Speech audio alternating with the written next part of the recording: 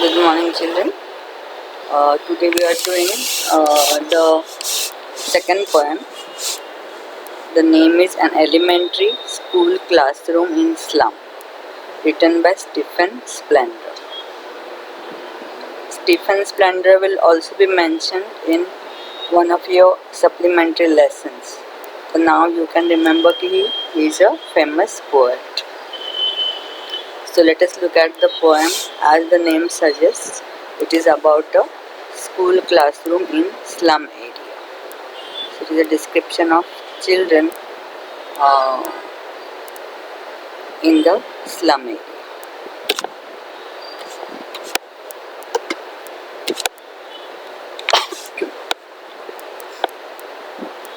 Far, far from gusty waves, these children's faces. Now this school or this classroom of the school is far, far away from gusty waves, strong winds, from open nature. It is far, far away. The slum areas, you know how the slum areas are. They're full of dirt and they don't have proper sanitation or proper air, full of pollutions. So this is far, far away from gusty waves or good life, you can say. So strong winds यहाँ पे नहीं है. Sea से भी far है. Waves if you want to take like sea, though they are far from sea or far from nature or far from strong winds. These children's faces like ruthless winds. Now these children are unwanted children because they are poor children, so their faces are compared with rootless weeds. Weeds are those unwanted plants that grow in our pots on their own and we just pluck them away. So these children are also like that. They are unwanted. The hair torn around their pallor. Now they are not getting enough food, so their faces are dull. Pallor is a colorless shade of face. So their faces are like that. They are very pale.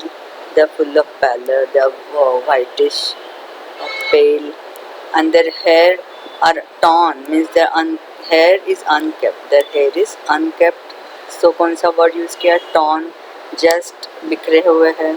The unkept hair around their faces having pallor, that is dull faces. Now Stephen Spender goes on to tell about a tall girl with her weighed down head. Now this tall girl, though she is tall, she is a young girl, but her head is already weighed down with the burden of poverty. The head is weighed down. She is looking down all the time because of the burden of poverty and the responsibilities, because now she is young, so she is all burdened with the poverty. The paper seeming boy. You know how thin paper is. So that boy is also thin like a paper. That means he has no, fat on his body. He's completely thin with rat's eyes. So his eyes kind of bulge out. Bulging eyes he has got that look like rat. See, the rat is always looking for food. So this is a hungry boy, very thin. The stunted, and his growth is stunted. Stunted means his growth is stopped. He's underdeveloped. So his growth is not complete. And he's also the unlucky hair. He has got inherited. He has inherited unlucky hair of twisted bones. His bones are like, rickets.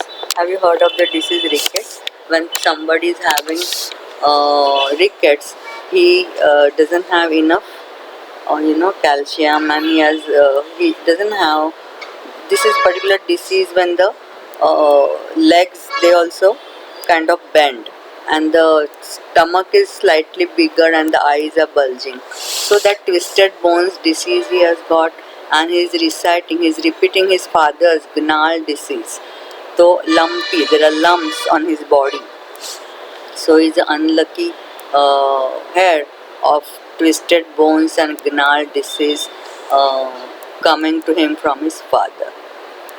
Now this is what Stephen Spender is telling you about the slum school classroom. So all the children are very thin, hungry, sick, but there is one boy who is kind of you know, sweet and young, and he's sitting unnoticed in the back bench in the dim class. There is not enough light also. So he's sitting on his desk and he's dreaming. So this young little sweet boy is dreaming, and his eyes live in a dream. So eyes live in a dream. Here you can take a figure of speech of which figure of speech will you take? He is living, but what they are saying, his eyes live. So again synecdoche. So his eyes live in a dream of squirrel's game in tree home other than this. He doesn't want to be here. He is not happy with the situation that he is in. So he wants to be somewhere else. He wants to be on the tree room where the squirrels play their games. So he wants to be near nature. He wants to enjoy life. But he's sitting there dreaming unnoticed on the back bench. So gusty, all these meanings I've given you. This poem is written by Stephen Spender, and it gives a vivid description of a school classroom in slum and the children in the class. So you can again look at the description of the poem. So how pathetic and miserable the condition of the children sitting in the classroom in a slum school is. They are far away from the beautiful sights of nature. They are weak and hungry. Their hair are unkempt. They are like rootless weeds. Okay, so their hair look like rootless weeds. But these children are also unwanted. So they usually the school children are full of energy, full of life. But these are withered. These are lifeless children. They have not got enough nutrition. So they are unwanted in society. So they are compared with weeds. A tall girl is depressed. Her head is down, burdened by the sad thoughts because of poverty. Okay. One boy as thin as paper because of malnutrition, eyes are like rat, inherited father's arthritis, or maybe some arthritis where you will get lumps. Because of this disease, he has stunted growth. His growth is not proper. Bones are also twisted. He might be having rickets. So he is reciting his lesson, but he is also repeating the disease of his father. In the contrast, the children from affluent, rich family backgrounds inherit property and wealth, but slum children inherit the diseases from the parents. And one sweet boy sitting at the back, unnoticed, dreaming of squirrels, and he doesn't want to be here. He wants to be near nature. He doesn't like this monotonous atmosphere in the classroom, and he is not able to pay any attention. So he wants to be somewhere else near the nature, playing with the squirrels. On sour cream walls donation, Shakespeare's head. Now this slum school room has a donation from someone, and it is a Shakespeare's head that is there. So do you think it is of any use for the children to have Shakespeare's, head, or the Shakespeare's uh,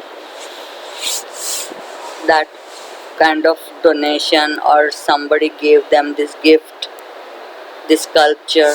Okay, so it is useless for them because they don't know who Shakespeare is. They are not that much, well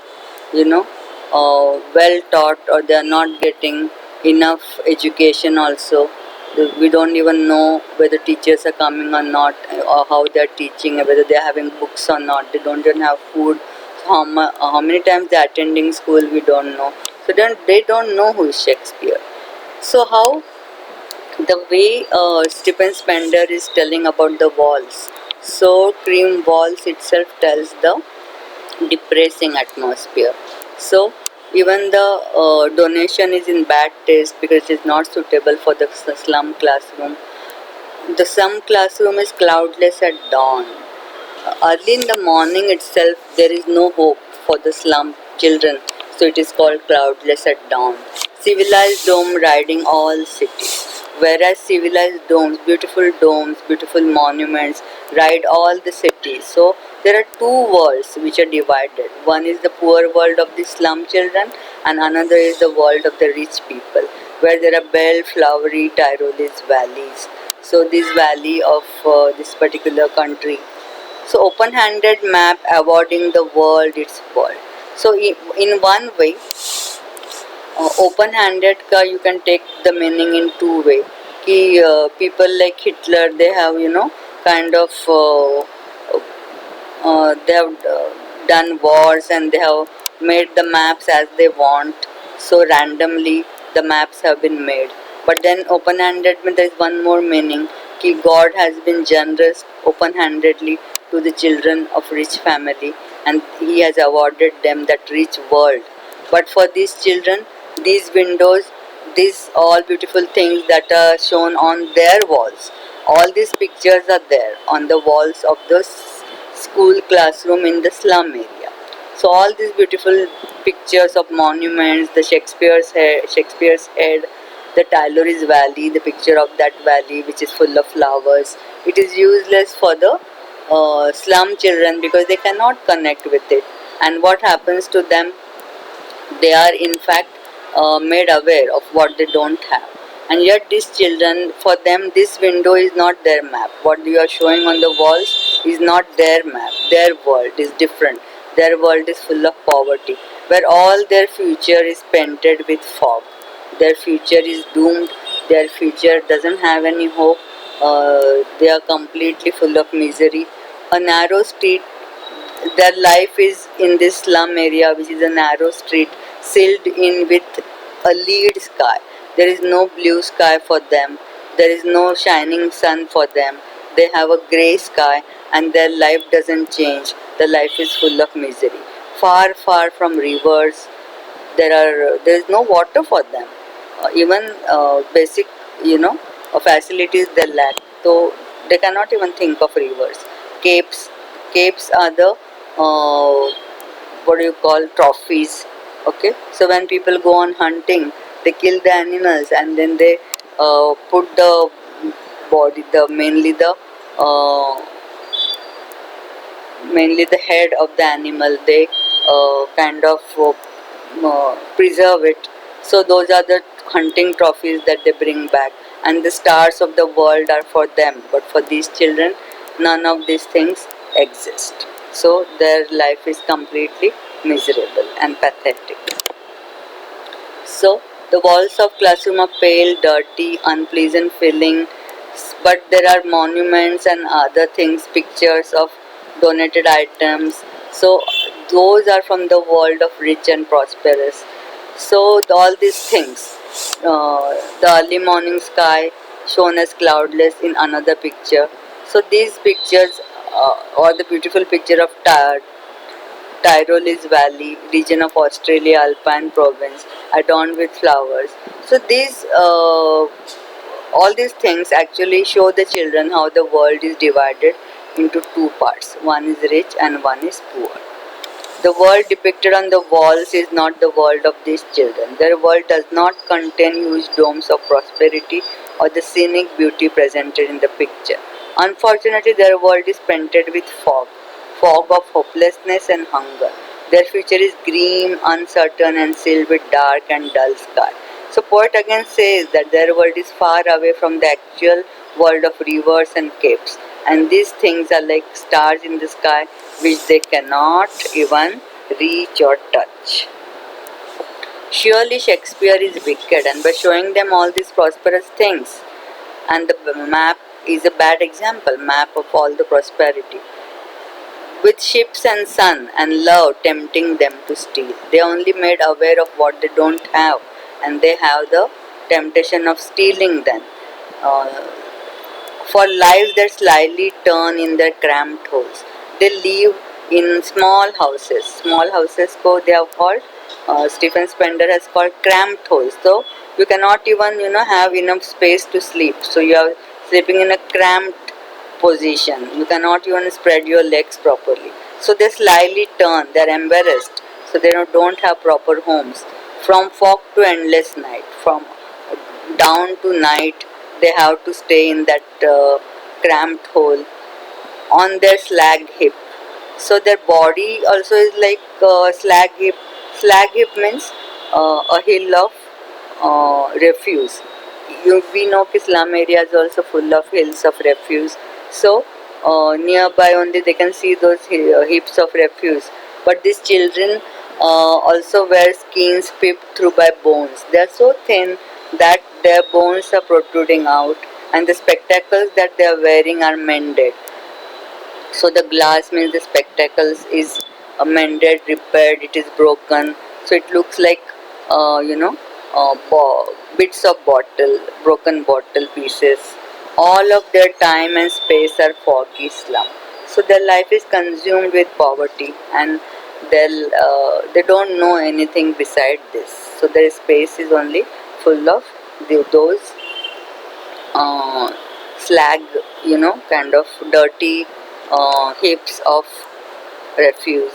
So now the poet says कि now you either give them equality, or you blot the maps with slums as big as do, or you blot, you stain the map of the whole world with big slums, so that the doom, the disparity, the doom, the hopelessness, or the terrible fate of the children should be repaired, or the whole world should suffer like that, and the whole world's map should be blotted, should be stained, should be full of slum areas. So this is what Stephen Spender is saying, that there is no equality in this world.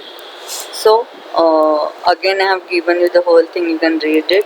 So how they are tempted to steal, and how they are spending the life in the small area of their house. So they will not appreciate Shakespeare's work, because there's no world beyond poverty, hunger, and hopelessness for them. So offering like sonship, love, and care only tempt them to steal, because they cannot have these worldly things, and they lived in cramped hole hutments, and they have no enough space. So they're living in perpetual state of gloom, hunger, and despair. Their bodies are also like garbage heaps, and they're very skinny, and their spectacles are cracked, look like broken pieces of bottle. All of their life is being destroyed here in the slum. They have no hope. The slum is like a blot as big as a doom on the lives of these children. So poet wants equality and wants the rich world's maps to be full of terrible fate like these children, or they need to get good life. So somebody should come forward to help them. How can they be helped? Let's see. Unless governor, inspector, or visitor, somebody should come forward. Who can do something for them? The governor can do it, it is his responsibility. The inspector, the health inspector can do it, is his responsibility. Or some visitor can donate something for them and do something. So this map becomes their window. Unless these people make this map their window, unless they think about these people, nothing can happen. Otherwise these children will be shut down in the catacombs, in the graveyards that their life is. Break open till they break the town. So somebody needs to come and help them to break open from the chains of poverty, and they need to show the children to green fields, and make their world run azure on gold sands, and let their tongues run naked into books. The white and green leaves open history there, whose language is sun. So somebody needs to come forward and help the children to break the chains of poverty, so that they can go to the green fields, they can enjoy abundance of nature, and they can also have blue skies over their heads, and they can have gold sands, means prosperity, and they can let their tongues run naked into books, the white and green leaves. So white leaves means the books. So they need to run their tongues naked into the books, means they need to be given standard, or good quality education, so that they can be fluent in their language, they can express themselves, and they should be given also the green leaves of the nature, that means good food, so that they can write wonderful history. They can improve their lives, and then their language or their story will be written with sunshine. So this is what it is. Unless the government officials or the inspector or the educationist, somebody needs to come forward to help them, so that the elementary school classroom, which is without any hopes, must be broken, so that these children can brought out in the green fields away from the filthy surroundings. The poet wants that these children should be allowed to run freely on the golden sands. उनको भी, they also should get prosperity, they also should be able to make progress, and they should be allowed to have quality education. Then what will happen? Then history is written by those whose language has warmth and energy of the sun. So prosperity only will help them to develop in their life and come out of this poverty. Okay. So now we are going to look at the figures of speech in each stanza. In first stanza, children are compared with rootless weeds. Like rootless weeds is the line there in the first stanza. So when the word like is used, the figure of speech is simile. Boy is called paper seeming boy. So he is, the word like is not used there in this comparison. So boy is given the name paper seeming boy. So it is metaphor. Repetition, far word is repetition. So that is repeated. So there is repetition. In second stanza, balls are called sour cream balls. So like word is not used there. Balls are directly called sour cream balls, so it is metaphor. Future of the kids is described as limited, narrow streets sealed with lead sky. So these are two examples of metaphor. So it is not comparing with the word of like. They're directly saying ki their life is a narrow street. Life is called narrow street sealed with lead sky. Assonance is a repetition of sound E. So it is kind of alliteration, but the type is assonance because the vowel sound is repeated. Allusion, when reference to well-known person or place like Shakespeare's head or Tyler's valley.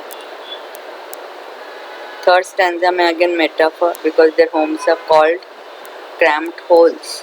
Simile because spectacles look like bottle beds. So like word is used. Alliteration in the sound of F is repeated in from and for. In the last stanza, metaphor because books and nature are expressed in the form of white and green leaves. So it is metaphor. Anaphora because use of one word repeated in two lines. Run azure, run naked. That is anaphora. If two together are asked. Repetition of the word break in that stanza. Then synecdoche because part represents the whole, tongue represents the children. Okay. So here we are going to stop. In the Zoom lecture you can ask me any difficulties if you have. And for the science students, they will have to, right now there are no Zoom lecture.